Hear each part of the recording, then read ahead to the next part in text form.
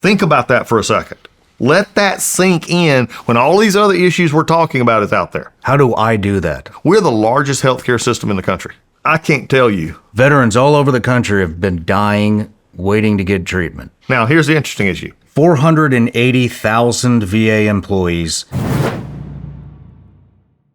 There are 480,000 VA employees, and there are 450,000 active duty Army.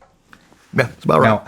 Now, and veterans all over the country have been dying, waiting to get treatment, commit suicide, dying, because they can't get. So with 480,000 VA, that's 30,000 more than the active Army members.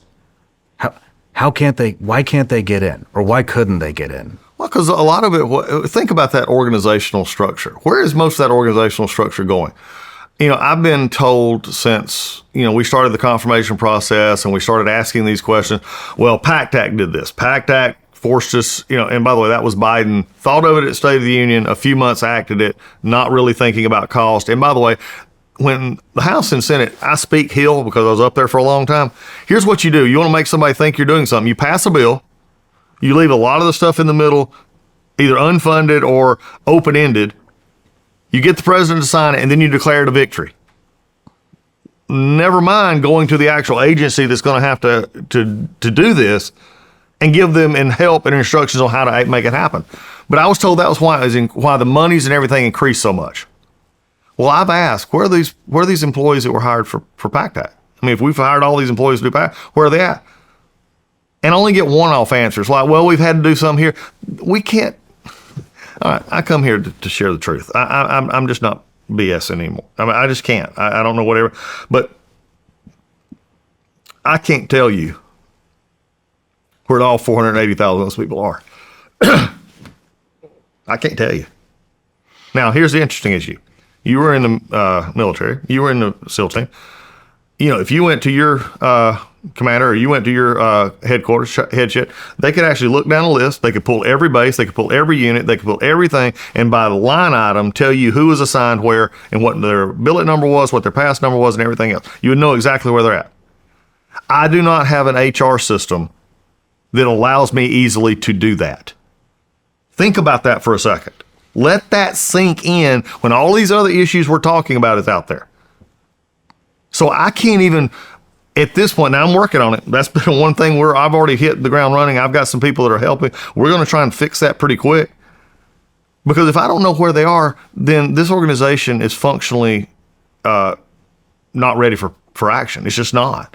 Mm-hmm. And you got a lot of things. We've had organizational structure at the, cutting bureaucracy in the management level in Washington and across the plains is going to be something that was one of the first looks we're going to be. I don't need 6 people. I mean, it'd be like, I'm trying to put this in maybe ways that your guys and fucking gals would understand who watch this podcast and listen. It would be almost like having in one unit, having 6 from Air Force, having 6 shirts in one unit. Which one do you go to? Who answers to who? And then also having 2 or 3 chiefs above the 6 shirts to say, well, go get that approved, go get that approved, go get that approved, go get that. Oh, and then, by the way, we'll have to go find the wing commander to sign off. So from an Air Force perspective, it's just bureaucracy layers. Some of these were started for real reasons. That, hey, we need to manage our like central vision care, which is our bishop division. But they were supposed to have 20 and 30 people. Now some of them have 3 and 4 and 500. They just grow for the sake of growing, but nobody has called it like I'm trying to call it now in a real sense of a way, is to say, what is our return on investment? Are we helping a veteran? Is the veteran being helped? Not a press release from the Hill, not a bill that says you think you're doing something, but are we actually doing stuff that allows the veteran choice? By the way, the Mission Act, what we talked about, is to let you go out in the community. We're going to pay for that because you've earned the benefit. We're going to make it where you can go out into the community and get the care you need. But yet over the previous administration, we have documented it, and we're going to be rolling out more of this, where we saw basically a turn toward de-incentivizing and actually keeping veterans from getting the care they need, even if it meant waiting longer. Shawn, the more I dig, the worse it gets. And we're right now making sure that we're starting to get out so that we can have a whole new culture shift to help the people we're supposed to be helping. How is that going to work?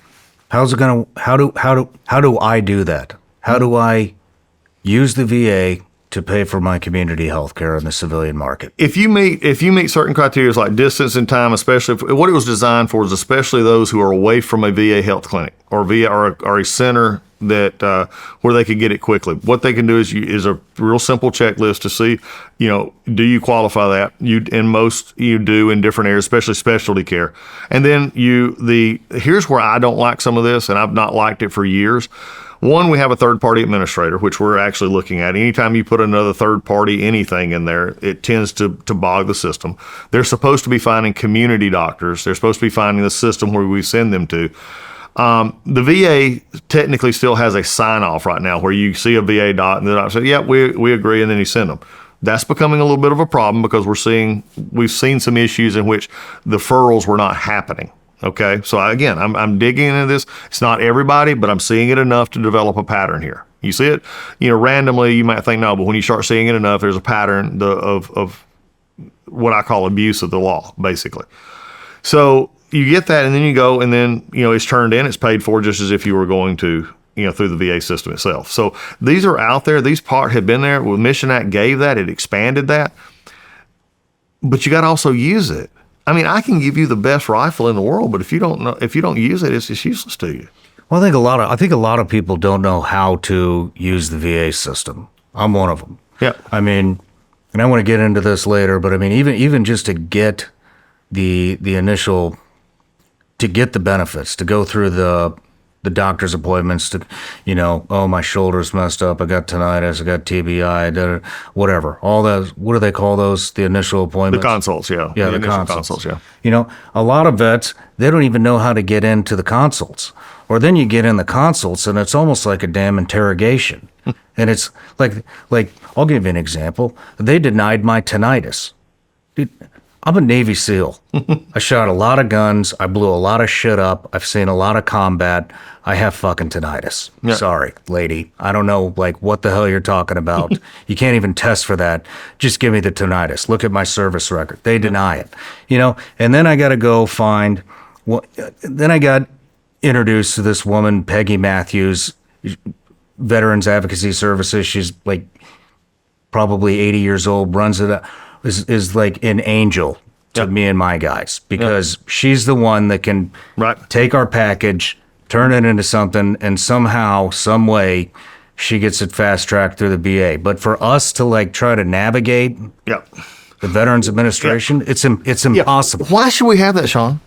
Think about that. Well, that's what I'm asking. Yeah, well, but I'm also bringing it back as someone. Look, looking ahead in 5 weeks of sitting here doing this job, I have been seeing asking the exact same questions, and say, why is it you have to have a VA whisperer, so to speak, to get what should be honestly yours to stake, and to take part in? Okay, you're exactly right. I mean, right now, as we look at this is the concern that a lot of us are having. But how many government agencies are like this? Think about it. You're supposed to pay your taxes. I'll just use another. The IRS, you're supposed to pay your taxes. But yet you call the IRS hotline and they can't answer your questions. The very ones who will put you in jail for not paying your taxes can't answer some of your basic questions about how to file your taxes. Well, as we get into the process of the VA, and I was just with a local vet center here, and one of the things I asked him, I said, tell me something. Start telling me, getting up to me, tell me things that hinder veterans from getting the benefits or being a part of this system. Tell me what in our paperwork process, what in our setup is causing us problems. Because here's what we are seeing, though. To those, unlike some experiences you've had, especially a number of years ago, but what we're seeing today, there's been an improvement, is that once they can get through the system, we're seeing general satisfaction rating among veterans of different generations saying, okay, this may not be, they like the care. They may not be what I want, and it may not be for everybody, but 80, 90%, saying, hey, this is okay. I'm getting what I need. Or the benefits, they're getting their package. But getting to it has been our problem. Getting it through that front line to say this is an agency that is open. Look, I don't have my phone with me right now, but if I had my phone with me right now, I bet your private insurance. I know my health care with my wife, who I've been on state health in Georgia forever. I can right now pull up on my phone all my prescriptions, my doctor's appointments. I could talk to my doctor if I wanted to. We don't have that. Why is the large? And here's the other thing: we're the largest healthcare system in the country, by far, by far. Now, there's a couple of privates that like to say they're closed. I have 170 hospitals, over almost 1,500 C-box clinics, and that's not counting the mobile stuff we do and everything else. That's how massive this organization is, okay? And they've all run on siloed issues. I heard an issue today that was about, just simple things as transportation. Well, and when they were asked for help, they said, well, that's not a VHA issue, which is our health side. That's a VBA issue, which is our benefit side. Well, I'm here to say I'm the secretary of all of you. We're going to start acting like we're one company and not three companies working in the middle.